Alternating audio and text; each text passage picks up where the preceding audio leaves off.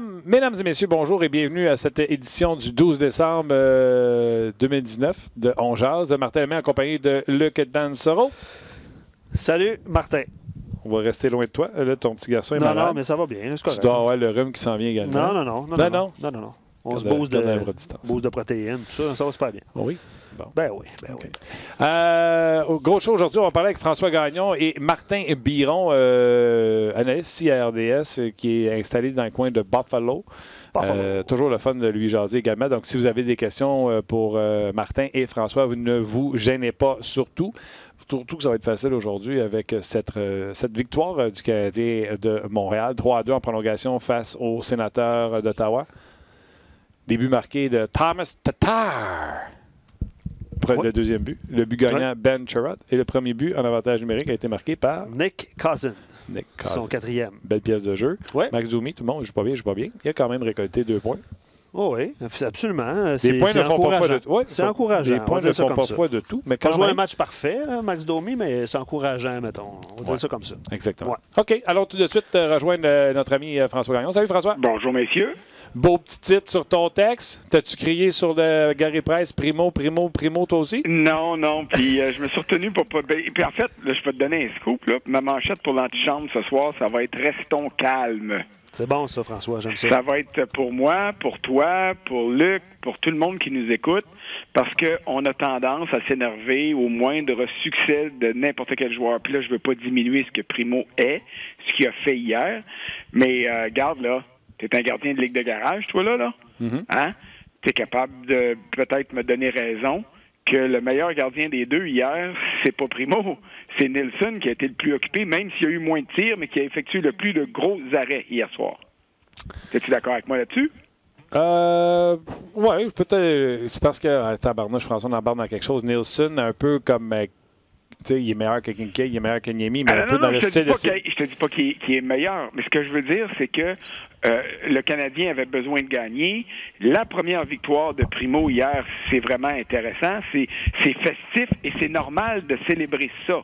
Ce que je veux dire, c'est que au-delà des célébrations, mettons pas la charrue en avant des bœufs, puis envoyons pas Primo comme on a fait avec Tokarski, comme on a fait avec Lindgren, comme on a fait avec Boudage, comme on a fait avec tous les autres Scrivens qui sont arrivés, puis qui ont donné des indications intéressantes, puis dire, ben là, ils sont trop forts pour être deuxième chez le Canadien, pour être numéro 1 dans la moitié des clubs de la Ligue nationale. Non, là, je sais que je fais une joke, là. mais ce que je veux dire, c'est que calmons nos nerfs.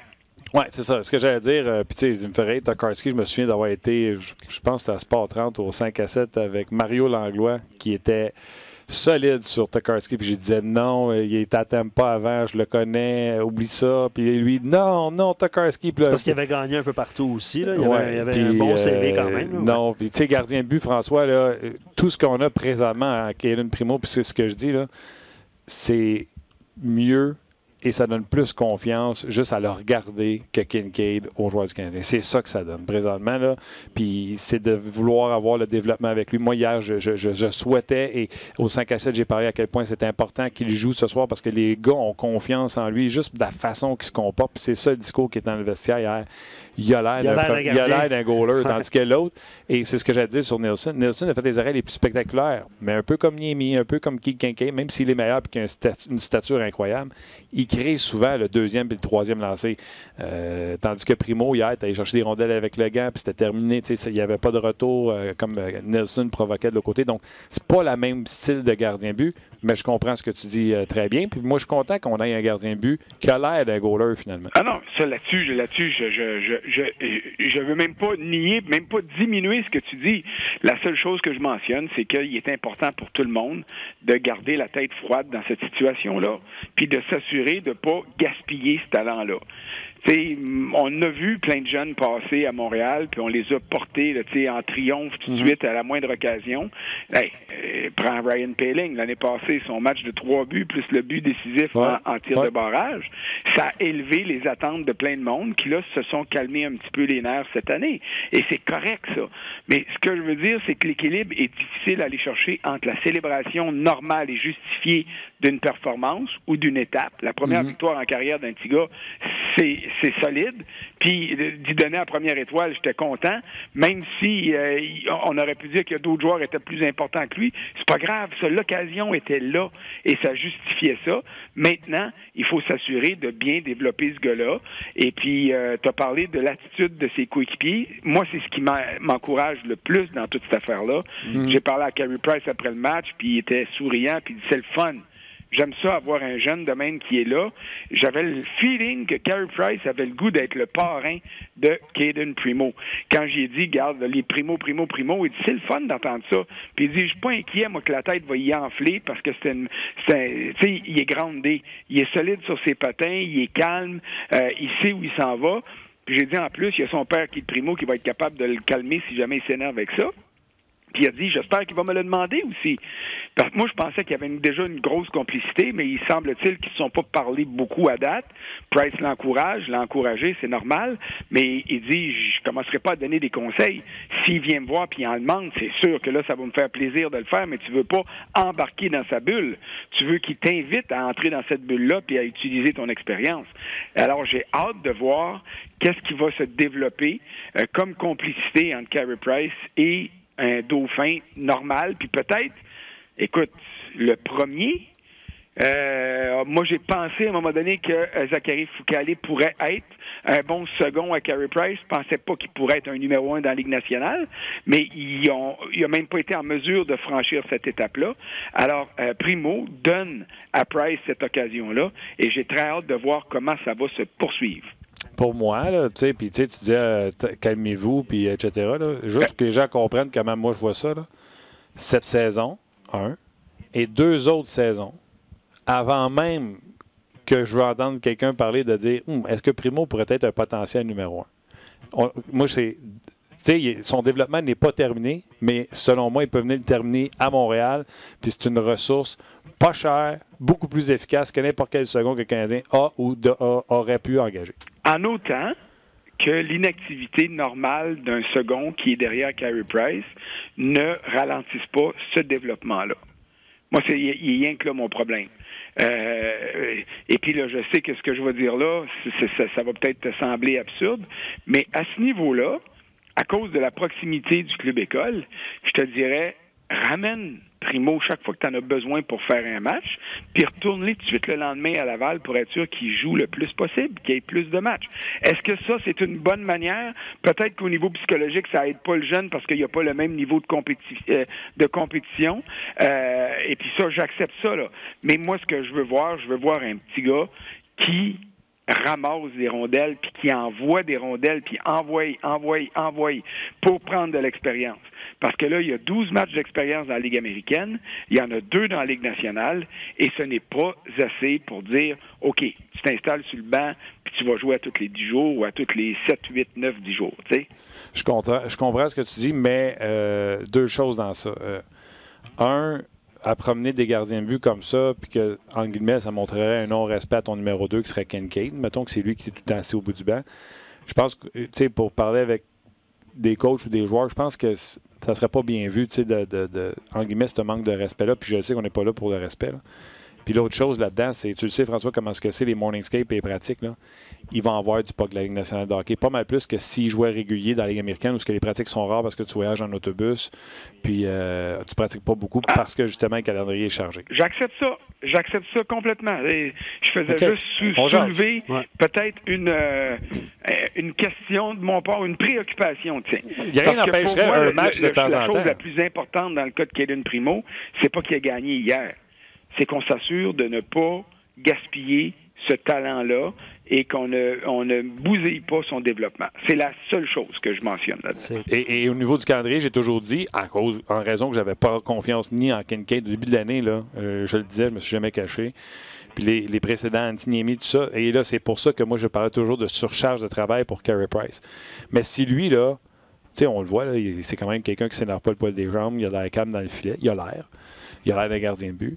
Là, tout de suite, tu peux dire, regarde bien, là, il y a 6 mois dans l'année. Octobre, novembre, décembre, janvier, février, mars. Une fois par semaine, il joue. Là, déjà, là, tu viens de décongestionner le travail de Carey Price. Ton jeune, tu t'assures qu'il joue une fois par semaine, puis tu t'assures d'avoir un départ d'un gardien substitut de qualité. Hein, jusqu'à maintenant, c'est ce qui nous montre. Même dans la défaite, on a vu qu'il y avait l'air d'un goaler. Puis là, le calendrier vient de changer. Là, il va faire les back-to-back une fois de temps en temps, même si ce n'est pas un back-to-back, ça donne un congé dans la semaine à Carey. Puis là, vous allez l'avoir, votre Carey. Je te dis pas que ma solution est meilleure que la tienne. Je suis prêt à acheter ce que tu viens de dire là. Surtout si le jeune nous donne l'impression qu'il est capable d'assumer ça. En première période, l'autre soir contre Colorado, j'avais pitié pour le petit gars, parce que je me disais, hey, si j'étais à sa place, là, il y aurait de la compote aux pommes dans mes culottes. Okay?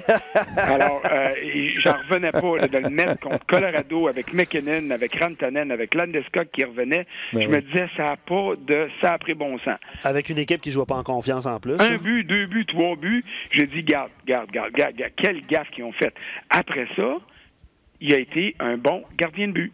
Mais il était nerveux sans bon sens. Et hier, moi, au-delà du résultat du match, ce que je voulais voir, c'est comment il allait commencer cette partie-là. Est-ce qu'il allait être nerveux? Est-ce qu'il allait être approximatif dans ses déplacements? Pas en tout. Et ça, pour moi, ça, c'était au-delà de la victoire. L'attitude devant le but était certainement la chose qui m'a le plus satisfaite dans le cas de Primo. Puis pour le reste, gagner, c'est important, là, mais je regardais Primo hier, pas en fonction des résultats, mais en fonction de l'attitude devant le filet. Ouais. Il a l'air d'un gardien de but. Ouais. Alex Robillard sur Facebook, il dit, on s'entend tous pour dire que si Primo a vraiment le talent, ça va prendre 2-3 saisons faciles avant de... Tu sais, il y a 20 ans, le jeune. Ouais. Exactement. Puis il dit, laissons-le grandir dans l'organisation. Puis il dit, de toute façon, avec les antécédents de Price au niveau soit blessure ou soit, à un moment donné, manque de constance, il dit, va jouer les 20, 25... 28 parties qu'on s'attend d'un gardien de but numéro 2. Il va continuer à grandir là-dedans. Ça, c'est le commentaire d'Alex Robillard sur Facebook. Guillaume sur RDS.ca, il dit « J'ai manqué le début C'est très drôle. Il dit « J'ai manqué le début du match. Quand j'ai regardé l'écran, je croyais que c'était Price devant le filet. Ça a pris un arrêt de jeu pour m'en rendre compte. Il dit « La stature, le style de Primo va apporter une confiance auprès de ses joueurs à cause de ses similarités. » Tu parlais de son calme, tu parlais de sa façon de gérer le match. Ouais.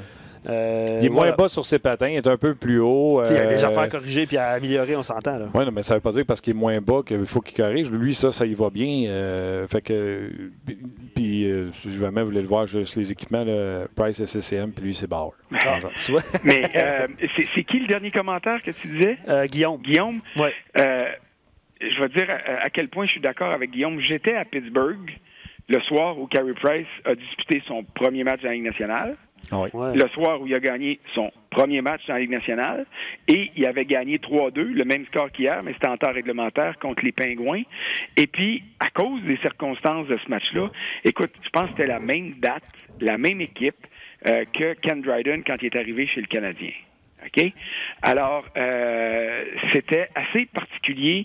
Puis là, tout le monde s'est enflammé. Et c'est ça que je voulais souligner, c'est que je vois, moi aussi, en Cayden Primo, le même jeune gardien que je voyais quand Price est arrivé. Et là, je parle pas au niveau de la technique, là. Je parle au niveau de l'attitude. Un gars tranquille, un gars qui parle pas, un gars qui est même ténébreux, un petit peu, un vrai goaler, dans le fond, là. Et puis, ça, moi, ça m'encourage beaucoup. Et c'est la raison pour laquelle je disais, puis je vais te reprendre, tu as dit, tu disais, bon, faut... comme si je parlais à tout le monde quand je disais rester calme, là, c'est pas rester calme, c'est restons calmes. Puis je m'inclus là-dedans, puis c'est important, parce que j'inclus tout le monde. Les journalistes, les amateurs, les coéquipiers, qui se mettent pas à dire, bon, on va commencer à aller jouer là, du hockey de ruelle parce qu'on va aller marquer des buts puis on va laisser le petit gars tranquille. Quand ils ont fait ça, même avec Price, ils se sont fait défoncer. Alors imagine si c'est le petit gars qui est là. Alors il faut que tout le monde reste calme et continue à jouer du bon hockey comme ça a été le cas lors des dernières parties. La grosse différence, tu as fait le comparable avec Price. J'avais l'image de Price avec son masque blanc. Puis je pense que même au niveau de la direction, je pense que c'est Bob Gainey qui a insisté pour rentrer Price puis que Guy Carbonneau voulait le retourner dans la Ligue américaine pour qu'il fasse ses galons, si je me souviens bien de l'histoire. La différence, c'est que là, il n'y a personne qui veut qu'il soit numéro 1. S'il y en a qui pensent tout de suite que Primo devrait sortir Price, vous ne connaissez rien au hockey. Fait que là, il n'y a pas la. Tu sais, avant, je me souviens, moi, là, on voulait tellement que Price soit le sauveur, puis tu sais, il y en avait là, qui se allaient à la gorge chaude, là, dire Price, calmez-vous, là. On veut juste qu'ils prennent la place de numéro 2 puis qu'ils apprennent pendant. Puis je suis pas mal sûr que si on parle à n'importe quel partisan censé, chroniqueur, reporter, gens qui connaissent la game, ils vont tous dire 3 ans, 4 ans. Ah, puis sais-tu quoi, Martin? Moi, je suis convaincu que cet empressement-là à l'endroit de Carey Price et certaines exagérations, puis j'utilise le mot avec conviction, de la part des médias pour gonfler à l'hélium certaines de ses victoires, a fait qu'il y a bien du monde qui l'ont haï.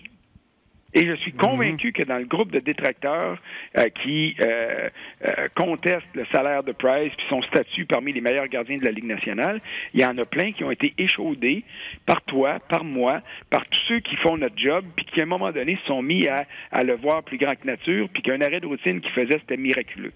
Non, ouais. Et c'est ça que ça fait partie du « restons calmes ». Se le faire rentrer dans la gorge. Tu sais, là, oui. Tu fais comme puis, à ce niveau-là, la situation est différente parce que tu l'as dit tantôt, puis je suis entièrement d'accord avec toi, il s'en vient pas sortir Price de Montréal, là, Primo. Il s'en vient apprendre avec un des bons gardiens de la Ligue nationale. Et si Primo apprend bien et apprend vite et devient bon, ben, il va rendre Carey Price meilleur parce que Price va s'en aller là sur le banc sans penser que peut-être qu'à soir, il va falloir qu'il saute dans la mêlée. Ça va le calmer, ça va le reposer. Puis, ça va être bon pour l'équipe. Mais tout ce que je veux, c'est que tout ça, ça soit bon aussi pour le petit gars. C'est en plein commentaire de Matt. Il dit quel bon duo nous pourrions avoir. Hein? Il met au conditionnel. Il dit le succès de Primo ne sortira pas Price de Montréal. Il diminuera la charge de travail de Price et le Canadien en sortira meilleur. Ça résume très bien ce que François vient de dire. Puis, tu sais, François, là, j'en ai parlé hier et avant-hier. Claude Julien là, m'a emmené, là, écoute, on enseigne des choses aux joueurs, puis c'est pas ça qu'on voit sur la glace, puis il y a des erreurs, puis il dit, pourtant, c'est pas ça qu'on leur montre. Tu sais, ça, je dis au monde, Claude Julien peut pas arriver puis mettre les hockey dans le milieu et dire, bon, on abandonne, il n'écoute pas. Lui, il a regardé son équipe, il a fait, OK, j'ai perdu de la vitesse, Barron, Drouin, mettez. J'ai perdu mon identité, moi, mon identité, c'est la vitesse. C'est quoi mon identité maintenant? C'est quoi la force de mon équipe? Il a fait, j'ai encore le meilleur goaler ou un des meilleurs goalers dans la Ligue. Si j'élimine les chances A+ sur lui, puis que j'ai un second mieux que Kincaid, on va bâtir autour de ça, puis on va voir qu'est-ce que ça va donner. Le reste serré à défensive, les chances de marquer A+ dans les derniers matchs ont complètement diminué. Là, on a 2 gars qui ont l'air de vrais gardiens de but. Puis sais-tu quoi? Ottawa, que tout le monde dit, eux autres rebâtissent, puis eux autres font ça comme fuck des bons jeunes. Je faisais l'exercice ce matin. C'est qui le prochain goaler à Ottawa? Je te le dis tout de suite, c'est pas Fedor Gustafsson qui sont allés chercher à Pittsburgh. Ils n'en ont pas. À défense, là, c'est Chabot, Brandstrom, il vient d'être retourné en bas. Puis quand Brandstrom va arriver, ça va être Brandstrom, Chabot, puis quoi, le Ron NC. Tandis que nous autres, on a Romanov qui arrive, Fleury, tout ça. Il est quand même entouré de Weber et Petrie, mettons, mais je vais encore prendre Ottawa à cause de Chabot, puis je ne vais pas me faire lancer des tomates. Mais à l'attaque aussi, on a des jeunes joueurs, etc. Fait que juste avec la présence de ton duo de gardiens de but, si Primo continue, puis je vais rajouter McNevin, là, qui brûle carrément à la East Coast. J'aimerais ça le revoir dans la Ligue américaine. Puis souvenez-vous qu'il était gardien de but du pays à sa dernière année junior. Là. Le Canadien a juste à se repêcher un autre gardien de but junior. Là, puis le Canadien est all set pour des années et des années et des années. Puis là, tu peux te concentrer ailleurs. C'est comme ça que tu bâtis un club. Tu règles des problèmes, puis après ça, tu regardes ailleurs. Ah, mais ça, je suis d'accord avec toi. Tu as mentionné un nom, puis je veux revenir sur ce nom-là. Vas-y. Parce que bon, il est encore excellent, puis vraiment excellent, puis il mérite pleinement la prolongation de contrat qu'il a eu, mais tu vois-tu l'effet pervers d'un club qui perd, puis d'un club qui se cherche, là? On l'a vu sur le but de la victoire de Max Domi hier. Domi a fait un jeu sensationnel, là, OK? Un revirement de Duclair.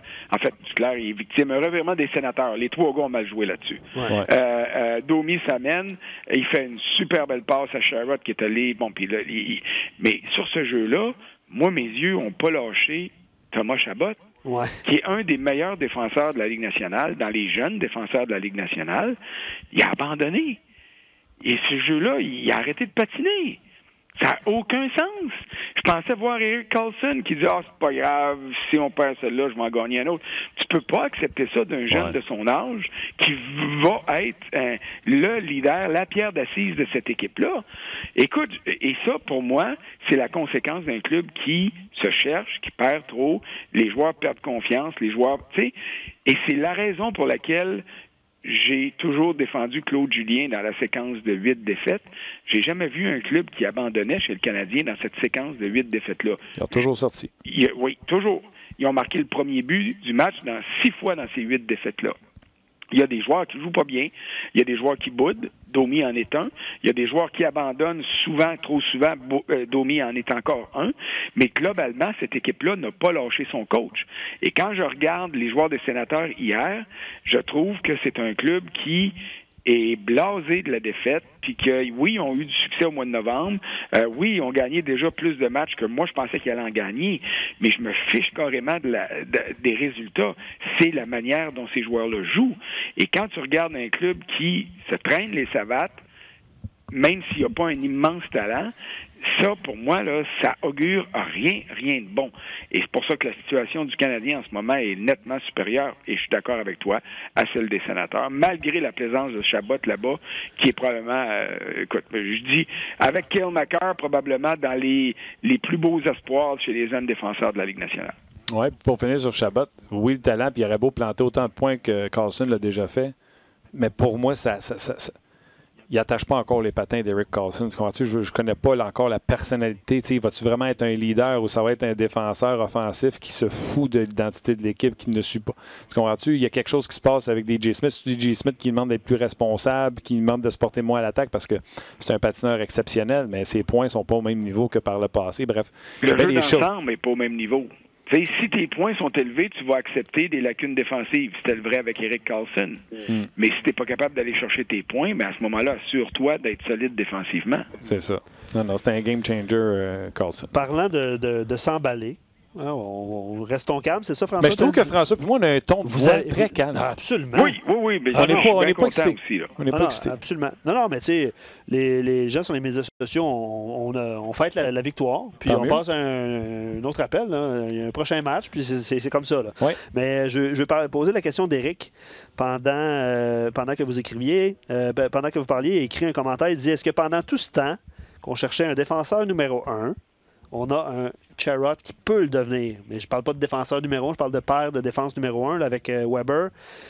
François, comment tu trouves ce duo-là depuis qu'ils ont été jumelés ensemble? Je trouve qu'ils font du très bon travail dans les matchs où ils sont jumelés contre des adversaires plus gros, moins rapides. C'est ça qui est la stratégie. Je ne vois pas Ben Sherrod au sein d'un premier duo dans la Ligue nationale. Ça ne veut pas dire qu'il n'est pas capable de le faire en relève. Tu sais, prenons l'exemple de Jeff Petrie quand Weber était blessé. Il a fait du super travail pendant la blessure. Il a assumé un poste de défenseur numéro 1 ou de premier duo, mais à un moment donné, ça l'a rattrapé. Puis c'est normal parce que c'est son ADN est comme ça. Ben Sherrod, pour moi, son ADN, c'est un bon défenseur globalement intéressant, solide, pas un gros patin, mais capable de bouger, pas un mastodonte, mais capable de jouer puis de protéger son filet. Tu sais, il y a plein de belles qualités sans avoir une qualité dominante. Et c'est pour ça que moi, je place ce gars-là au sein d'un deuxième duo dans une équipe qui est vulnérable comme le Canadien. Puis si tu es dans un club qui est solidement nanti, ben là, tu es en maudite bonne business parce que tu as ce gars-là, c'est un troisième duo qui joue beaucoup. Alors, moi, je me retiens, encore une fois, de dire, laissons-nous pas emporter par les performances actuelles qui sont très, très bonnes de Sherrod, puis laissons-nous pas emporter à cause de ça en disant, mais finalement, peut-être que c'est ça. Non. S'il était ça, il l'aurait été déjà dans sa carrière. Et pour le moment, il en donne plus qu'il est capable d'en donner, et c'est tant mieux, mais ne nous laissons pas, je te dirais, hypnotiser par ces performances-là, puis oublier quelle nature de défenseur il est pour vrai. Exactement. Moi, je suis heureusement, agréablement surpris, puis je l'ai résumé un peu comme tu l'as dit, j'ai dit, il est excellent dans rien, il est bon dans tout. Patin, lancer, il appuie l'attaque. C'est tout à fait exact. C'est encore bien mieux dit que ce que j'ai fait. Bon, puis présentement, ça fonctionne, on en profite. Je pense que dans la situation d'avoir un défenseur à gauche à côté de chez Weber, qu'il n'y a pas besoin de s'en occuper, puis que ça augmente le jeu de Weber, on a l'exemple, là, avec la présence de Sherrod, mais dans un monde idéal, Romanov viendrait à Montréal, puis ça serait un genre de Dimitri Orlov, Là, tu aurais ton défenseur gaucher pour jouer à côté de chez Weber, puis tu aurais ton Sherrod comme tu veux sur une deuxième paire. Oui, puis on verra ce qu'il va être capable de faire, Romanov, quand il sera là, dans son adaptation au hockey de la Ligue nationale. Moi, il y a encore des dépisteurs qui me disent qu'il serait le meilleur défenseur gaucher du Canadien s'il était là. Mais le problème, c'est qu'il est à Moscou, puis il est encore là jusqu'à la fin de l'année. Puis s'il signe un autre contrat, parce que le CSK à Moscou sont capables d'y offrir un salaire qui est de beaucoup supérieur à ce qu'il va toucher dans la Ligue nationale, parce qu'oubliez jamais que quand il va arriver ici, il va être assujetti aux limites des contrats offerts aux recrues. Puis tu peux pas lui donner des bonus à n'en plus finir. C'est régi également les primes qui sont accordées aux recrues. Alors, ce sera toujours cet aspect-là qui va faire que la KHL va être plus attrayante au niveau monétaire. S'il décide qu'il fait le saut et qu'il s'en vient ici, bien là, tant mieux pour le Canadien. Mais ça peut pas être avant le 1er mai cette année et il faudra voir s'il sera là au camp d'entraînement l'année prochaine. Hey, je prends le commentaire de Jérémy. Je reviens sur Sherrod. Il dit, puis Guy en a déjà parlé ici de Mark Method avec Carlson. Ouais. J'aime ça comme comparaison. Ouais, il dit Mark Method à Ottawa, c'était loin d'être un deuxième défenseur d'une équipe de la LNH, mais il complétait à merveille Carlson. C'est ce qui se passe en ce moment avec Sherrod. On va le voir si à long terme, ça va donner le même résultat. Mais c'est vrai qu'à court terme, j'aime la comparaison. J'aime la comparaison dans le rôle qu'il a, mais dans le style de joueur, Method était beaucoup plus violent défensivement. Et Sherrod appuie plus l'attaque que Method pouvait le faire. Plus actuel 2019. Method était plus col bleu que Sherrod. Mais moi, quand j'utilise le mot violent, il était violent. Il des coups d'échec, des doubles échecs. Là. Écoute, il faisait mal, Mark Method. Tu voulais aller de son bord, là. Bonne chance. Puis on s'entend que Carlson a plus de talent offensif que Weber aussi. Oui, puis c'est pas le même genre de défenseur. C'est ça. OK, Ryan Poehling.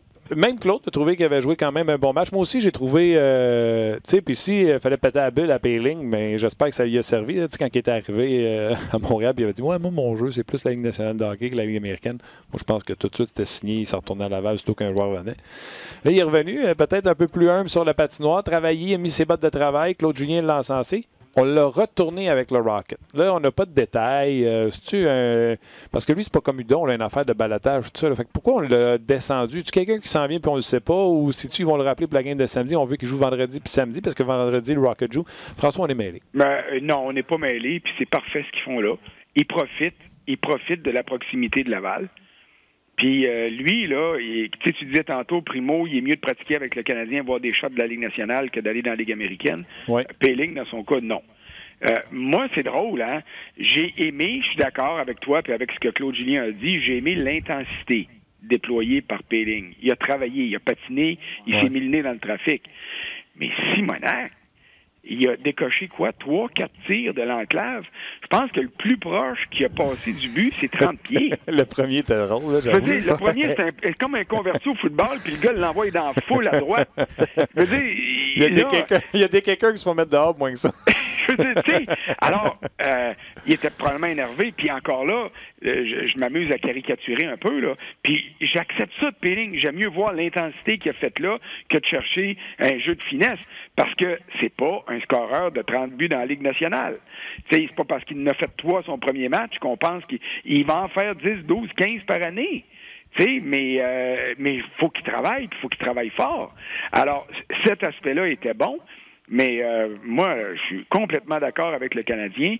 Joue au yo-yo avec, va-t'en en bas, va-t'en en haut. Ce qu'on veut, Ryan, là, c'est que peu importe que tu aies un R sur ton chandail ou un C sur ton chandail, on veut que tu joues de la même manière.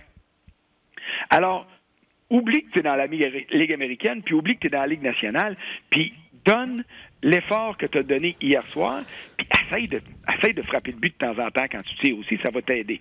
Mais c'est juste ça au niveau du développement. Lui, il faut qu'il en mette du minage, puis il faut qu'il joue, puis il faut qu'il comprenne que c'est en jouant comme Brendan Gallagher qui va se faire une place dans la Ligue nationale, et certainement pas en tentant d'imiter Max Domi. OK, donc le Canadien ne pratiquait pas aujourd'hui. Le Canadien dit va à Laval, va pratiquer, joue vendredi, puis tu t'attends à ce qu'on le rappelle samedi?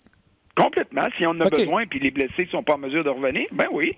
OK, pas de trouble. Pourquoi il va prendre le kid qui a joué 9 minutes puis il dit OK, va-t'en chez vous, va jouer à Fortnite, va pratiquer à Laval? C'est ça qu'on fait. Ben oui. OK, c'est correct. Je trouve ça. Moi, Je trouve pas ça juste correct, je trouve ça excellent. Parfait. Si ton club école était à Kalamazoo, ou une place que ça te prend trois segments d'avion pour te rendre, là, tu aides pas ton gars. Mais tu le mets sur la ligne orange, puis tu dis tu t'en vas à Laval. Voyons donc, ça va y prendre 25 minutes avec sa poche sur l'épaule. Il va signer 3-4 autographes, puis that's all. Non, il est couché chez eux pareil, à la même maison qu'il joue à Laval ou à Montréal. OK, c'est correct. 2 petits sujets vite. DeBoer congédié. Son équipe super forme, un match 500 présentement. Martin Jones n'arrête pas un pamplemousse. Remplacé par, façon intérim, mais quand même, c'est Bob Country Club Booner. Parce que, honnêtement, c'est les échos que j'ai eus de Floride, c'était pas beau, mais c'était pas beau du tout. Fait que je peux même pas croire qu'il y a déjà une chance. San Jose, vont-tu faire un bois avec Booner ou ils devraient se grouiller à nommer un coach parce que cette saison-là n'est pas finie pour eux autres, ils ont beaucoup de talent? Bien, c'est ce qui me surprend dans la direction que Doug Wilson a pris hier. Doug Wilson, c'est un directeur général qui est très, puis rajoutez-en 4, 5, 6, là, très patient avec ses coachs. Todd McClellan avait des problèmes avec certains joueurs. Todd McClellan avait des problèmes avec son GM. Et puis, l'équipe ne performait pas assez et il l'a enduré là longtemps avant de le congédier. Moi, je pensais que DeBoer était en danger parce que je trouve que cette équipe-là sous-performe. Mais si tu fais un changement, c'est quoi le message que tu amènes, là? C'est de dire, j'amène un adjoint qui n'est pas vraiment assuré d'avoir la job.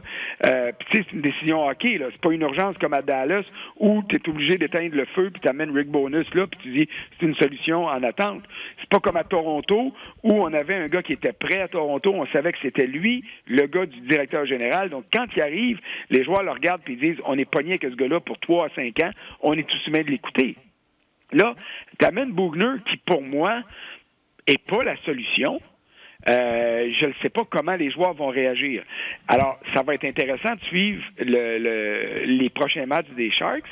Et si cette équipe-là sort en Lyon puis se met à gagner des matchs, on pourrait dire que le club avait vraiment largué son coach. Et que c'est la raison qui a motivé Wilson à faire ce changement-là. Puis là, ben écoute, on partira les rumeurs. Puis est-ce que ce sera Babcock qui va être à San Jose l'année prochaine? Est-ce que, tu sais, là, il pourra se mettre à la recherche d'un gars qui va être en mesure de prendre cette équipe-là et de la rebâtir? Parce qu'il y a du vieillard pas à peu près là, dans ce club-là. Là. Oui, il va falloir changer la génétique de cette équipe-là. Alors, je me dis, bon, c'est pas un move de panique, mais c'est un move où le directeur général dit ça n'a pas de sens, je gaspille une fortune sur mes joueurs puis j'ai pas de rendement sur mon investissement. Alors, je congédie mon coach et je verrai si le gars qui arrive en intérim sera en mesure de faire la job. Puis tu sais, lui, Boughner, là, après son expérience en Floride, il en obtient une deuxième, donc il a tout intérêt à essayer d'améliorer son image puis sa réputation. Fait que c'est sûr qu'il va se donner corps et âme à cette occasion-là. Alors, c'est probablement un win-win pour Wilson, en autant que ses joueurs vont répondre au changement qui a été effectué hier. Une seule minute pour une question. Pas tout le temps. Tu te souviens-tu combien que Molson a payé, le Canadien, avec l'amphithéâtre? Il me semble que c'était 350... Non, ça c'est Georges Gillette, 350. 500? Je pense que c'est 625 millions. OK. Écoute, Forbes dit que ça vaut 1,34 milliard. Ben oui. Ben oui. Moi, j'aurais aimé ça qu'il me dit. J'aurais mis une coupe de pièces. Hein? Le rendement est bon. Le rendement est excellent. Le rendement est excellent et c'est pour ça que Seattle a payé 650 millions US pour rentrer dans la Ligue nationale. C'est parce que la valeur globale des équipes a augmenté. C'est fou. C'est fou. 1,34. Canadien 3e, by the way. Je présume que c'est les Rangers et les Leafs qui sont en avant d'eux autres. Probablement. Puis les Bruins, peut-être pas loin en arrière. Ouais. On me dit que les Sénateurs sont pas là. Attends un petit peu, m'a vérifié ça. Je confirme. C'est bon. Hey, j'invite les gens à te lire sur la RDS.ca pour s'en jaser. Certainement. Ben, salut, bye. Je confirme. Oui, c'est excellent. Bonne recherche. Bonne recherche, oui. Alex, on va rouler les clips avant d'appeler Martin. On va vous faire écouter les échos de vestiaire, certains échos de vestiaire d'hier, dont Weber et Primo. Et on revient tout de suite après avec Martin Biron. Et les gens de Facebook, préparez-vous à quitter vers rds.ca parce que après la clip, on va aller rejoindre Martin Biron et on va continuer à discuter avec vous. Puis quand vous arrivez sur rds.ca, un clic, rds.ca, le clic pour le podcast, ça joue. Merci. Écrivez-nous. Je viens d'arriver de Facebook. C'est bon, ça. C'est très bon. Facebook, ouais. Donc, on écoute les échos de vestiaire et on vous revient. Yes, sir. Something you dream of, and just being able to get the first one with this group of guys it's been unbelievable. The guys have been amazing, and yeah, it's definitely emotional and special. I feel like the goalie always gets left out no matter what. Obviously, it's his first win, so it's even more special. But I tend to go to the goalie first always. I just feel like the swarm all goes to one guy, and the goalie's just kind of the short end of the stick. So try and make him feel a little bit special as well. It's nice he got the sword for player of the game, so I told him we had probably have to share it. But no, he played great for us. He was you could tell he was a lot more comfortable, especially at the beginning than his first game. And you know, future looks bright for him. He's a big kid, and he moves well in the net. Something you dream of, and just being able to get the first one with this. Ouais.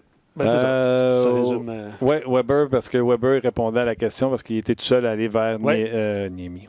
Avoir été vers Primo, alors que tout le monde est parti vers Chariot qui nous a marqué le but vainqueur. Qui a dit, je trouvais que les gardiens sont tout le temps laissés tout seuls en prolongation. Puis lui, c'est encore plus spécial. C'était son première victoire en carrière. Ouais. Chariot a dit il va falloir qu'on partage l'honneur du joueur du match parce que les Canadiens donnent, je pense, un sabre cette année. L'an passé, c'était à Cap. Bref, c'est comme ça que ça s'est résumé pour la soirée de travail de Monsieur Cayden Primo. Ouais, Denis Bérubé sur Facebook et plusieurs autres sont contents d'avoir vu le capitaine passer le message à Brady Tkachuk. Oui, on va parler qui se sont, lui et certains de ses coéquipiers se sont approchés de Cayden Primo pendant toute la soirée. Donc voilà, les gens de Facebook, venez nous rejoindre sur RDS.ca. On poursuit cette discussion-là avec Martin dans quelques instants. Et évidemment, on va prendre vos commentaires. Oui, on va aller rejoindre Martin Biron tout de suite. On y parle de temps en temps, puis j'avais hâte de le faire cette année. Salut Martin, comment ça va? Ça va super bien, vous autres? Comment ça va les choses à Montréal, là, que le Canadien gagne un peu plus? Ça va mieux. Je te dirais que l'indice bonne humeur est à la hausse dans la région de Montréal et on tente de calmer le jeu au sujet de Cayden, Trophée Vizina Primo. Ouais, ben, c'est après 2 games dans la Ligue nationale de le faire rentrer dans le temple de la renommée, ben, c'est assez spécial comme fait, ça.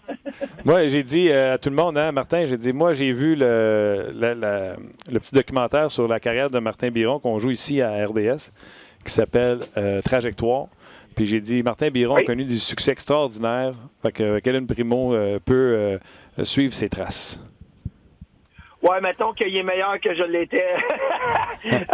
Puis c'est drôle, hein, parce que je me t'ai fait dire, il y a à peu près 5 ans de ça, je pense que Cayden Primo, il avait seulement 15-16 ans. Puis j'avais parlé à un dépisteur du programme de développement pour USA Hockey. Puis il m'avait dit que Cayden Primo était numéro 1 sur leur liste. Évidemment, il a joué, il a eu une bonne carrière au niveau collégial, mais on voit vraiment pourquoi il l'avait là, numéro 1 sur leur liste il y a 4-5 ans, parce qu'il a beaucoup de talent. Il est calme. Écoute, comme il se porte dans le filet, dans la Ligue nationale, à ses débuts comme ça, moi, je me souviens, j'étais nerveux, je me garochais tout partout. Je me faisais marquer des buts là, en regardant du mauvais côté. Mais à part un peu de nervosité que j'ai vu lors de son premier match, où qui était un peu indécis dans son positionnement et quelques retours de lancer et tout, je pense qu'on a vraiment vu là, ce que Cayden Primo est capable de faire contre les Sénateurs d'Ottawa.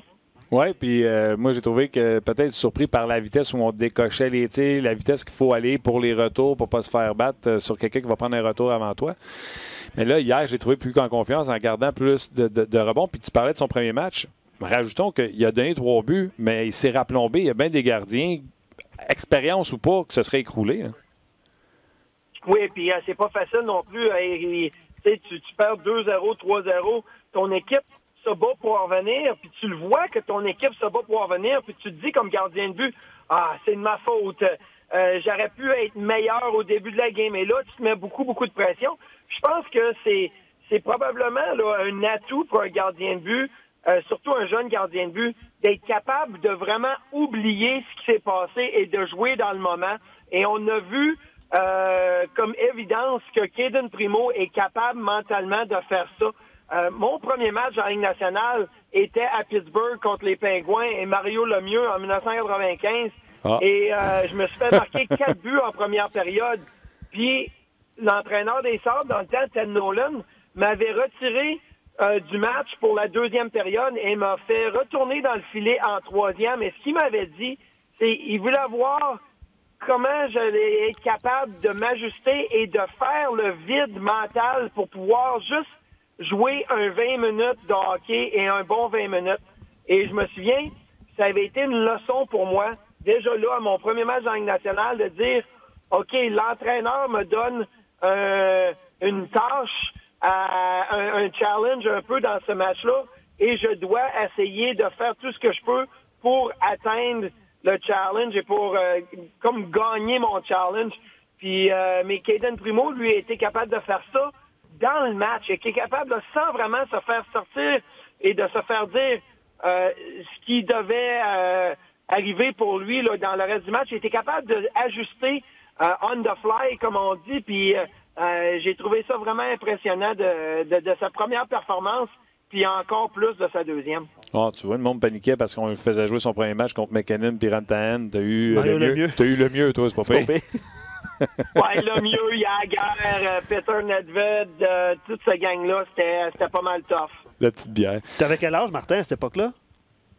Tes premiers matchs? J'avais 18 ans. J'avais été appelé du junior parce que tout le monde était blessé à Buffalo. C'est vrai. Alors, j'avais pris l'avion le 25 décembre au matin de Québec pour m'en aller à Pittsburgh. L'équipe est arrivée à Pittsburgh le 26 et on a joué là ce soir-là. Joyeux Noël. Oui, c'est un Noël que tu vas te souvenir. Exactement, joyeux Noël. J'ai pas fêté trop. Je me suis fait appeler le 24.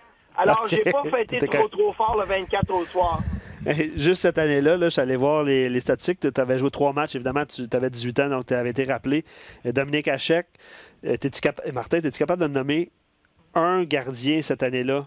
Parce qu'il y en a quelques-uns. L'année que lui a été rappelé? Oui, l'année qu'il avait 18 ans, puis Martin a joué 3 matchs. Okay, Dominique Hachek a joué 59 matchs. Steve Shields, étais-tu là?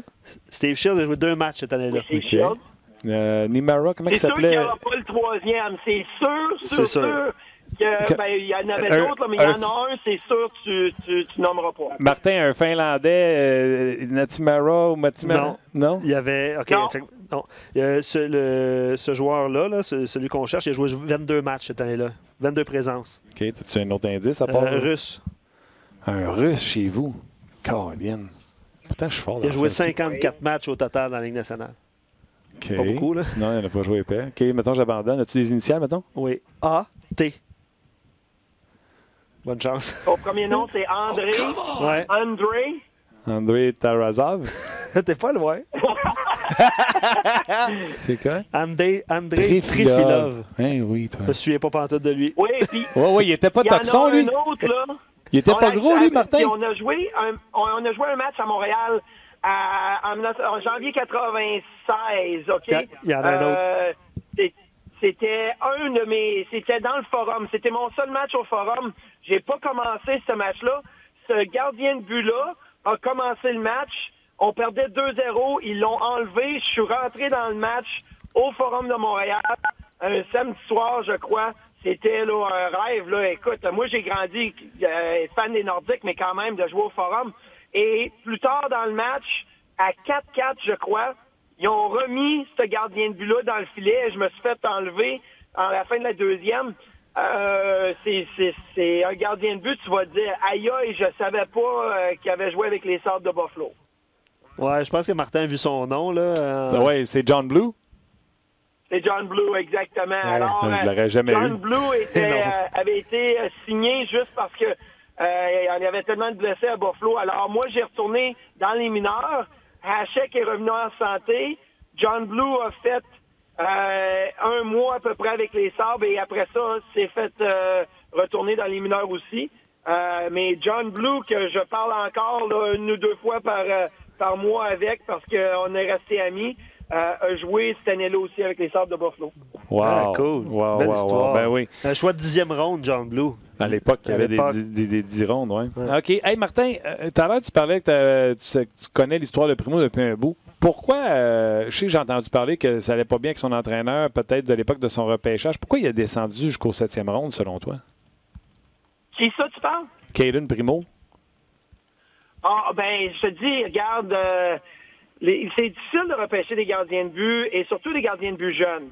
Quand tu as 18 ans, c'est vraiment difficile d'avoir une projection sur ce qu'un gardien de but va être capable de faire, surtout si tu es dans les rangs collégiales. Écoute, le niveau de hockey dans les rangs collégiaux et même dans les rangs de juniors n'est pas vraiment le même que les rangs professionnels en Europe.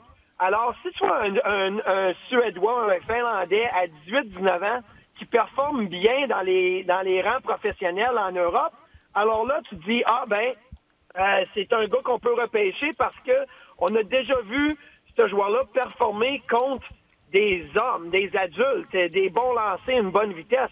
Mais côté collégial, côté junior, c'est des gars de 18-19 ans. Alors, souvent, les équipes hésite un peu à repêcher les gardiens de but. C'est pas comme c'était dans le temps. Alors, un gars comme Caden Primo, c'est un gars, comme je te dis, qui c'est pas une personnalité là flamboyante là, sur la glace que tu dis, regarde le goaler, il se débat, il fait ci, il fait ça. Non, il fait sa game, il est tranquille, il est simple. Alors souvent, ben ça vole pas là, les projectoires et les caméras. Et là, tu glisses un peu dans le repêchage. C'est pour ça que moi, j'aimerais bien voir un repêchage. Au lieu de repêcher des 18 ans dans la Ligue nationale, j'aimerais ça qu'ils retardent ça à des 19 ans pour le côté gardien de but. Parce que d'avoir une meilleure chance là, de voir les gardiens de but se développer et avoir une meilleure situation pour les équipes de repêcher et de leur donner la chance et de mieux les connaître. Alors, il y a plusieurs équipes qui vont regarder ça et se dire, hey, on aurait dû voir Caden Primo comme un superstar dans les rangs collégiales, mais on avait peur de repêcher un gardien de but parce qu'on a tellement eu de problèmes à développer des gardiens de but. On a repêché des gardiens de but en 3e ronde qui n'ont jamais vu les rangs professionnels. Alors, c'est pour ça que souvent les gardiens de but glissent plus tard dans le repêchage. Je pose une question de Jean-Philippe sur notre page. Quel effet ça peut avoir sur Carey Price? Ben, je veux dire, là, moi, j'ai pas eu un gros effet sur Dominique Hachek. Il était bien content pour mes succès, mais je pense que quand Dom, il jouait, et il pensait pas trop à Martin Biron. Alors, je pense que c'est peut-être la même chose pour Carey Price. C'est sûr que ça peut-être te fouette un petit peu, puis ça t'aide à redevenir un peu plus jeune. Tu dis, hey, regarde, j'ai ce kid-là de 20 ans dans les pratiques. Je regarde un peu la manière qu'il travaille, sa technique, et je suis capable de me rajeunir comme gardien de but, moi aussi. Mais je pense que psychologiquement, ça n'aura pas autant un effet là, qui va fouetter Carey Price. Je pense que ça va lui donner un break, ce qui va être excellent. On n'avait aucune performance de l'adjoint de Carey Price dans les dernières années. Et là, si on est capable de trouver quelqu'un, c'est sûr que c'est pas la situation idéale pour Caden Primo. Tu veux que le jeune joue, mais si tu es capable de donner un support positif à Carey Price, il va être capable de respirer un peu plus facilement et d'avoir de meilleures performances. J'ai défendu la présence de Caden Primo devant le filet hier face aux Sénateurs. Tout le monde souhaitait que ce soit Price. Et j'ai dit non, il a l'air d'un gardien de but. Puis c'est ce que le Canadien a besoin versus Kincaid, versus Niemi, versus tout ce qu'on a eu dernièrement.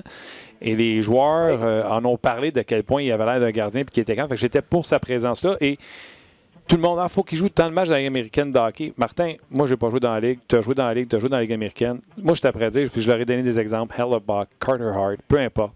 il n'y a pas un gardien et il n'y a pas un joueur qui se développe pareil. Est-ce qu'on peut développer Cayden Primo en jouant une fois par semaine? Ça donnerait à peu près 24 matchs dans une année complète.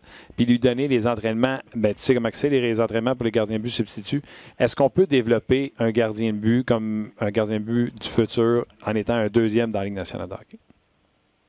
Ça dépend pour combien d'années tu penses avoir un gars comme Cayden Primo comme adjoint.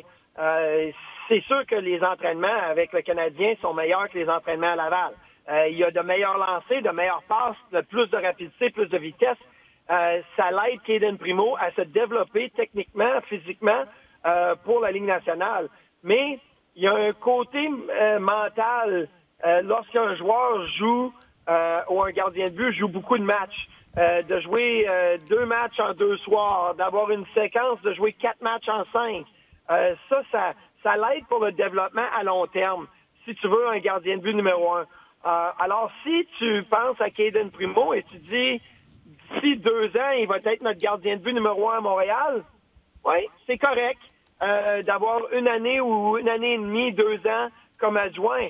Mais avec Carey Price, c'est plus difficile. Alors, si le Canadien aurait là, la situation idéale, il serait capable de trouver un bon adjoint pour Carey Price et avoir Cayden Primo jouer des matchs dans la Ligue américaine, jouer 55, 60, 50 matchs dans la Ligue américaine et se développer de ce côté-là. Alors, à court terme, oui, tu as du développement qui peut se faire pour Cayden Primo, mais à long terme, après 2 années comme adjoint, à jouer 20 games et toujours pratiquer, ça commence à être long si tu veux être un gardien de but numéro 1 dans la Ligue nationale. Alors, c'est pour ça que des gardiens de but comme Hellebuyck, il est gardien de but numéro 1 présentement. Il n'a pas vraiment attendu longtemps en arrière de Steve Mason, un gardien de but contre Carter Hart. Au moins, il split là, avec Brian Elliott. Il va jouer probablement une 40aine de matchs cette année. C'est bon pour lui. Mais si tu donnes seulement 15-20 matchs à Cayden Primo parce que tu as un gars comme Carey Price, à long terme, ça ne sera pas la meilleure situation. Vasilevski a joué, je pense, 2 ans derrière Bishop avant que Bishop parte. Puis j'ai l'impression qu'on est en train de faire un peu la même chose avec Samsonov à Washington. Exactement. Tu sais, moi, ce que je me dis, Martin, c'est ce que je disais aux gars hier. Arrêtez le développement des joueurs, puis on va scraper un joueur. Il n'y a pas un gars que c'est pareil, selon moi. Tu en vois du hockey, tu es encore impliqué, oui. Martin, à Buffalo. Il n'y en a pas de recette que c'est une recette, va jouer 200 matchs en bas, puis on se reverra dans 200. Il n'y en a pas une recette. C'est différent pour tout le monde. Tu penses-tu comme ça aussi ou tu penses vraiment qu'il y en a une recette? Non, exactement. Il n'y a pas de recette. Écoute, l'année passée, j'avais peur pour Carter Hart à Philadelphie. Il y avait des blessures avec les Flyers. Et je disais, oui, le kid va probablement bien performer dans les 4-5 premiers matchs, mais quand tes joueurs, tes gardiens de but vont être en santé, tu dois de retourner Carter Hart dans les mineurs pour se développer. Mais il jouait tellement bien et les Flyers avaient tellement de troubles à garder le gardien de but en santé qu'ils l'ont gardé toute la saison. Et ça a bien marché pour Carter Hart. Je regarde la situation ici à Buffalo. Il y a un gardien de but, Linus Ullmark, qui a 26 ans présentement. Il a joué 3 saisons dans la Ligue américaine.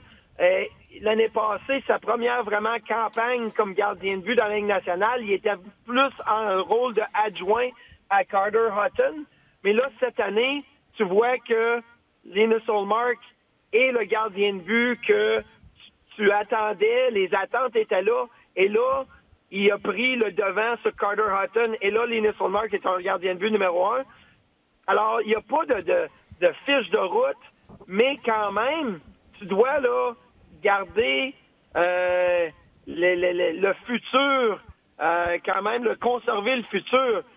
Tu veux pas mettre Cayden Primo dans une situation où tu vas le perdre pour le futur, ou même, on doit aussi regarder le repêchage de l'expansion. Alors, si tu fais jouer Cayden Primo trop de matchs, puis je suis pas encore certain sur les règlements, là, il va falloir que je retouche les règlements, mais si Cayden Primo est à Montréal, performe tellement bien, ça peut être une situation où Seattle peuvent regarder et dire « Hey, c'est le joueur qu'on veut de Montréal, alors peut-être que tu peux le perdre dans la saison prochaine à cause du repêchage d'expansion. Comme toi, j'ai regardé, selon moi, les jeunes joueurs, là, les Makar, les Primo, les joueurs qui vont commencer leur contrat cette année, sont pas éligibles. Quand on fait le petit simulateur là, sur Cap Friendly, ouais, il n'est pas disponible. Je suis allé le voir, puis il n'y a pas plus de détails que ça que de faire le simulateur. Là.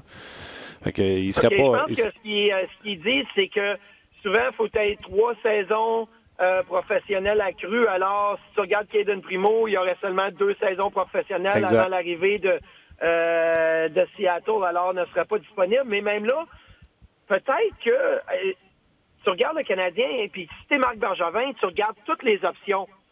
Est-ce que le fait que tu as amené Caden Primo à Montréal plus rapidement que tu le pensais et ses performances donnent une situation où que tu peux explorer quelques échanges, peut-être même avec Seattle ou avec peu importe les équipes, parce que tu sais que Carey Price est ici pendant plusieurs années, ou est-ce que tu te donnes l'option de dire, OK, ben on a Caden Primo, on a Carey Price, on est correct pendant plusieurs années, alors là, on peut vraiment bâtir notre défensive ou nos joueurs d'avant sans vraiment avoir à se préoccuper de gardien de but.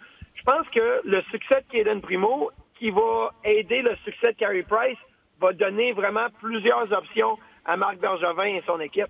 Exactement. Avant d'aller aux questions des gens, beaucoup ont parlé sur nos pages, Luc, de la présence de Keith Tkachuk dans le demi-cercle. Moi, j'ai envie de... Martin, t'es le gardien de but. Tu veux dire Brady, hein? C'est quoi j'ai dit? T'as dit qui? Oh boy, OK. Brady Tkachuk. Un, c'était sa job d'aller déranger Primo, qui n'avait rien donné jusqu'à ce moment-là. Et deux, c'était la job de Shea Weber. Moi, j'ai trouvé que c'était du bon hockey d'un bout à l'autre dans cette situation-là. Oh, absolument. Écoute, moi, j'ai bien aimé que Shea Weber, dernièrement, là, les performances de Shea Weber, c'est exactement ce que le Canadien voulait de lui. Il est physique. Il a reçu une rondelle en pleine face. Il saignait sur le banc, puis il rembarque sa patinoire tout de suite après. Écoute, il est vraiment un guerrier. J'aime la manière qu'il décoche à peu près 20 lancers frappés par match de 100 000 à l'heure. Même les joueurs, là, j'écoutais Marc Denis l'autre fois, il disait les joueurs sur le banc ricolent, puis ça rit à toutes les fois que Shea Weber se donne un lancer sur une réception. J'aime beaucoup le game de Shea Weber, puis ça, c'est le côté leadership. C'est le côté on protège nos joueurs, on est une famille. Puis, écoute, moi, comme gardien de but, je me souviens là, des Matt Cook, même des Eric Stahl. Écoute, Eric Stahl, il me tombait toujours dessus. Il me donnait des coups de bâton. J'aimais ça, avoir un joueur qui était là, tellement là, préoccupé par le gardien de but qui voulait m'attaquer moi-même. Et j'aimais être dans cette situation-là. Et j'aimais quand mes joueurs répondaient à la situation et se donnaient devant moi en voulant dire « Hey, c'est mon goaler, va-t'en d'ici. » Et c'est exactement ce que Shea Weber a fait. Est-ce que d'autres joueurs du Canadien vont prendre en note et vont dire « Oui, on doit faire la même chose lorsque Carey Price est dans le filet, lorsque Caden Primo est dans le filet, lorsque un de nos joueurs se fait harceler sur la glace, on doit répondre en équipe. » Et ce que ça donne des victoires, ça donne des résultats. Je pense que c'était un bon côté leadership. Oui, j'ai adoré ça, puis j'adore la saison de Shea Weber. J'ai osé dire hier que si la saison arrêtait aujourd'hui, il était un des 3 finalistes pour le Norris. Bien sûr, Carlson avec sa production de points. Encore 2 hier. Oui, sa production de points phénoménale. Ouais. Là, j'ai dit, il y a beaucoup de gens qui oublient Pietrangelo. Est-ce que tu mets Cale Makar dans ce groupe-là? Hey, une chance qu'il est blessé, je vais te dire, ça règle mon problème. Là. Mais les gens oublient beaucoup Pietrangelo. Je sais que c'est la pierre angulaire de cette équipe-là à Saint-Louis. Je sais qu'il n'a pas les mêmes points que les autres, mais je suis convaincu qu'il y aurait certainement des gens qui parleraient pour lui. Puis là, après ça, c'est Edmund, Hamilton. Mais j'ai mis Weber là-dedans. Tu trouves-tu que je suis dans le champ, mais il joue son meilleur hockey, puis il y a l'aspect que tu parles que c'est pas en chiffres, c'est le leadership, ça se quantifie pas là, si tu regardes pas les matchs. Hein. Non, je pense que tu n'es pas dans le champ pantoute. C'est sûr que il y a juste une trentaine de matchs de jouer. Tu peux pas vraiment là, juste nommer 3 joueurs. Je pense que, comme tu dis, John Carlson à Washington, qui est vraiment là, le meneur dans cette catégorie-là, mais je pense que c'est à peu près là, 5 à 6 défenseurs qui sont dans la même conversation. Puis Weber est là-dedans. Écoute, New Jersey est venu jouer à Buffalo la semaine passée. Ils ont perdu 7-1. John Hines s'est fait congédier. Nashville est à Buffalo aujourd'hui. Et tu regardes le Roman Yossi a un bon début de saison. Ryan Ellis, ils ont une bonne défensive. Moi, je comprends pas. Et je m'excuse, là, mais je vais prendre un coup à mes confrères des médias. Comment Piquet Souban a été capable d'être nommé comme un finaliste au Trophée Norris. Écoute, il était même pas le meilleur joueur de son équipe à la défense. Et il avait été un des finalistes lorsqu'il était à Nashville. J'en ai aucune idée comment que ça a pu vraiment là, se faufiler comme ça dans les votes. J'espère que le monde regarde le hockey assez pour voir que Shea Weber, dans les 2-3 dernières semaines, et le Shea Weber de ses bonnes années là, à Nashville et avec le début avec le Canadien. Alors, j'espère que les gens qui votent regardent ça de près et peuvent là, lui donner une coupe de vote de son côté parce qu'il mérite. Tellement un bon point. On l'avait dit, là, puis les gens, là, les fans de Piquet à Montréal, il y en a beaucoup. Là. Puis c'est ce qu'on disait. Là. Calmez-vous, là, il n'est pas défenseur numéro 1. Restons calmes, je pense. C'est le il n'est pas défenseur numéro 1 à Nashville. Puis là, regarde, il n'est plus dans la conversation de rien. Puis là, tu parlais de Nashville. C'est quoi, on va dire une affaire? Là, Dobauer vient de perdre sa job. Là. Il y en a un là, qui est chanceux d'avoir gagné une coupe de match dernièrement. Puis c'est la Violette parce que Nashville, là, moi, je suis David Poyle, je vais aller voir, je vais dire, hey, tu as 2 goalers, tu as 4 défenseurs, tu as des attaquants à plus savoir quoi en faire. Qu'est-ce que tu veux que je te donne de plus pour gagner? Oui, mais je pense que quand ils ont perdu leurs 4 matchs d'affilée, puis ben, ils en avaient perdu 5 en 6, puis l'autre, c'est une défaite en prolongation contre les Sharks. C'était un problème. Pekka Rinne n'était pas là pantoute. Ils ont 2 bons gardiens de but, mais moi, le problème avec Nashville, ça fait plusieurs années que je le dis, puis on a eu Phil Housley qui était un adjoint avec les Prédateurs. On l'a eu comme entraîneur-chef ici à Buffalo. La défensive de zone des Prédateurs de Nashville est tout croche. Les gardiens de but à Nashville voient beaucoup plus de chances de marquer que tout autre gardien de but dans la Ligue nationale. C'est sûr que j'ai pas les chiffres en avant de moi, mais je regarde les matchs. C'est toujours des gars laissés ouverts, sans couverture en défensive de zone. Alors, je me dis que Saros, il y a un pourcentage d'arrêt de 8,96, Pekka Rinne 8,97, puis ils sont probablement les 2 meilleurs joueurs de l'équipe présentement. Écoute, ils sauvent les meubles et la période où c'est qu'ils ont eu plusieurs défaites, c'est parce que Pekka Rinne a eu son moment par année. Il y en a toujours un à toutes les années où il joue moins bien et il a perdu 4 matchs d'affilée. 3 de ces matchs-là, il s'est fait sortir du match. Mais là, depuis dernièrement, Saros joue bien, Pekka Rinne joue mieux. Alors, ça redonne la chance à Peter Laviolette, mais ils ont des problèmes défensivement.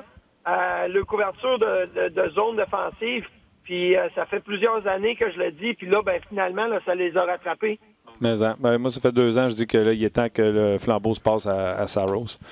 Regarde, on va voir. Ça doit être une division difficile, mais ils doivent le savoir aussi. Rinne a accepté une baisse de contrat. OK, avant, je te laisse. Les Sabres de Buffalo, quand ils se sont mis à perdre, tu t'es dit, encore, comme l'an passé. Toi, c'est ce que tu t'étais dit. Moi, c'est ce que j'ai dit, parce que tout le monde s'était emballé. Pierre Lebrun, François Gagnon étaient tous emballés avec les performances des Sabres. C'est moi qui leur ai dit, calmez-vous, ils en ont eu 10 de suite l'an passé, puis ils ont fini où? Fait que là, ils sont revenus, ils ont gagné des matchs, etc. C'est certain que c'est une équipe qui s'améliore, mais je pense pas que c'est une équipe qui est à l'apogée. Comment vont tes Sabres, Martin? Qu'est-ce qui marche moins? Les Sabres vont bien. Puis, si ce ne serait pas de la division Atlantique qui soit si faible, là, à part des Bruins de Boston, écoute, si Toronto et Tampa seraient, comme on l'aurait pensé en début de saison, au top de la division, je pense que les Sabres de Buffalo, les Panthers de la Floride, les Canadiens de Montréal ne seraient pas de la conversation présentement. Mais parce que c'est vraiment tellement ouvert dans la division Atlantique, ben là, tu dis, les Sabres sont pas si pires que ça. Ils ont quand même 36 points. Et ils ont 4 matchs au-dessus de la barre des 500 là, dans la Ligue nationale, sans considérer les défaites en prolongation. Alors, tu dis ça va bien. La différence entre les Sabres des dernières années et les Sabres de cette année, c'est une personne et une personne seulement, c'est Ralph Krueger. L'entraîneur des Sabres, écoute, il y a eu une demi-saison là, seulement dans la Ligue nationale avec les Oilers d'Edmonton lors du lockout de 2012-2013, avant de se faire congédier à la fin de la saison, sans vraiment là, de raison, est une personne incroyable. Un communicateur vraiment là, enthousiaste. Les jeunes là, les jeunes joueurs de l'équipe l'écoutent attentivement. Et même lorsque les Sabres perdaient, Ralph Krueger nous disait, nous, dans les médias, écoute, c'est un processus. On travaille à tous les jours. On reste positif. Oui, on a gagné. On était 9 victoires, 1 défaite et 2 défaites en prolongation en début de saison. Mais je pense que ce succès-là était prématuré. On est content de l'avoir eu, mais on savait bien qu'il allait avoir des périodes difficiles et il faut travailler sur ces périodes difficiles-là. Il faut se développer personnellement et en équipe. Et son message était tellement contrôlé et positif que moi, j'écoutais ça puis je me disais, écoute, je veux mettre mon équipement de hockey et je veux aller jouer pour ce coach-là. Écoute, je m'entraînerais à tous les jours, je pratiquerais là, à 100% tous les jours parce que il n'y avait pas de pointage de doigt à personne. Il n'y avait jamais les épaules rabaissées. Il était toujours une personne là, que tu voulais suivre comme entraîneur. Je pense que c'est la différence. Parce qu'avec Phil Housley l'année passée, ils ont eu le 10 matchs d'affilée où c'est qu'ils ont remporté. Et après ça, n'étaient jamais capables de remporter 2 matchs d'affilée. S'ils remportaient un match, c'était comme si le lendemain, tout était oublié. Mais avec Ralph Krueger, on voit là, qu'il bâtit quelque chose progressivement et c'est la grosse différence.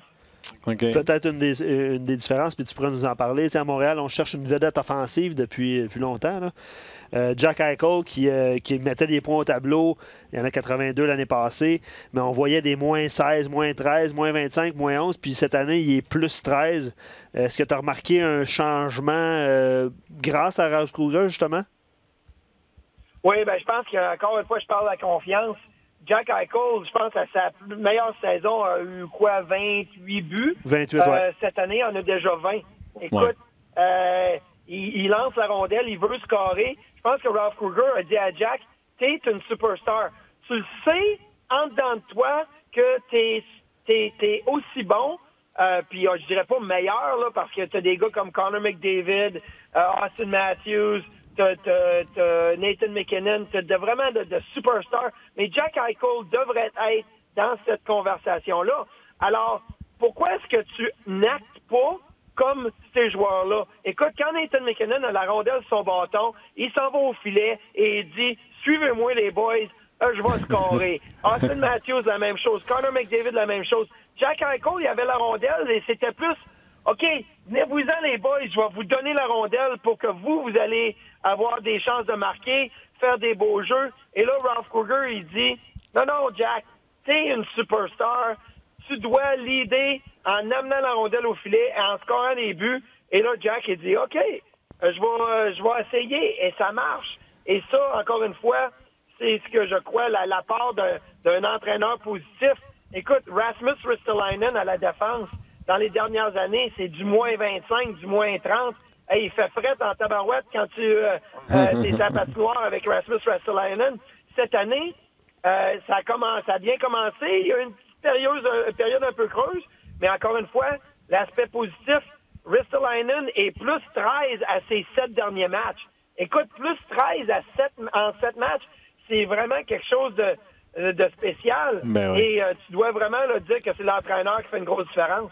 OK. Je vais te laisser en disant mon Keeper's Pool fait dire que Casey Middlestad a poursu le message de Ralph. Bon, ben ça, il faut aussi accepter le message. Et je pense que Casey Middlestad, c'est difficile pour lui. Il était supposé être une superstar, lui, non? Non. Il était quoi? Il était pas supposé, quand il était repêché, d'être une superstar? Oui, il était, je vais te dire, il s'est fait repêcher 8e au total, je pense. Mais quand Casey Middlestad s'est fait repêcher, il sortait du high school au Minnesota. Il a joué une saison à l'Université du Minnesota et pouf, il s'est amené dans la Ligue nationale. je pense qu'il y a beaucoup d'apprentissage à faire. Et moi, le gros problème que j'ai avec Casey Mittelstadt, je crois que il aurait vraiment bénéficié de rester au niveau collégial ou d'aller dans la Ligue américaine à ses débuts dans les rangs professionnels. Et lorsque tu veux signer un joueur collégial, le joueur collégial a beaucoup vraiment de pouvoir. Il y a plus à dire parce qu'il peut rester dans les rangs collégial. Alors, lorsque les Sabres l'ont signé, je pense qu'il y avait, sans dire qu'il y avait une entente, mais je pense que l'entente était que si tu signes mon client, c'est pour jouer dans la Ligue nationale et non pas pour jouer dans la Ligue américaine. Alors, les Sabres essaient de le développer dans la Ligue nationale, mais moi, si j'aurais pu conseiller Casey Mittelstadt et les Sabres, j'aurais dit une autre saison collégiale minimum, puis peut-être 1 ou 2 saisons dans la Ligue américaine pour te développer. Écoute, tu jouais high school à 17 ans et à 19 ans, t'es dans la Ligue nationale. À 20 ans, t'es dans la Ligue nationale. Écoute, c'est des gros, des grosses marches à essayer de monter, ça là. Tellement. All right, Martin, c'est le fun. Écoute, le Canadien et les Sabres en feu, ils vont se croiser en série, puis on va triper. Hey, ça, là, ça serait tellement le fun. Parce que je voyage pas beaucoup avec les Sabres parce qu'on fait tous les matchs sur la route, on les fait en studio. Mais dans les séries éliminatoires, probablement qu'on voyagerait. Fait que de venir à Montréal pour une série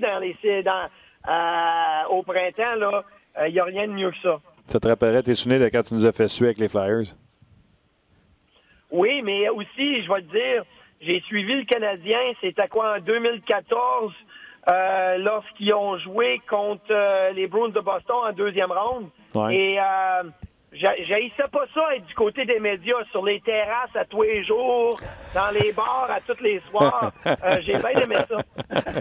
OK, on te garde une place, mon Marc. Un gros merci.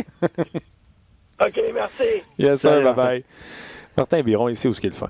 Ah, absolument. C'est le fun de lui parler. C'est vraiment le fun de lui parler. Oui, t'es gros, hein? Tu regardais son affaire trajectoire, là, puis il parle aujourd'hui, là.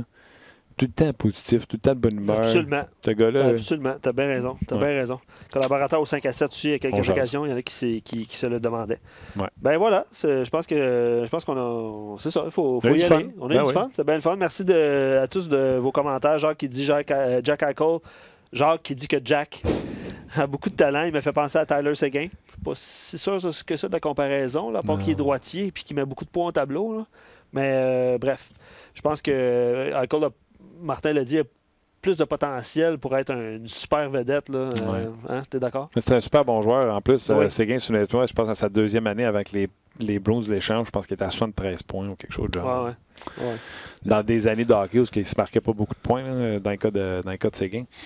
Bref, des fois, hein, les comparaisons. Mais c'est le fun de mettre ça en perspective aussi. Là. Tellement. Exact. Bravo à Jack ou Joke. Joke. Ouais, exact. Merci à Alex à la mise en onde. Merci à Rock aux médias sociaux. Tim. Merci à toi, Luc. Merci à vous d'avoir été avec nous. Encore une fois, on se rejase demain en vue de l'émission de vendredi, Canadien qui va jouer samedi. Oui. Demain, on va avoir Éric Bélanger et David Perron avec nous autres. Oui. Pas pire. Soyez là. Demain, on jase. À demain.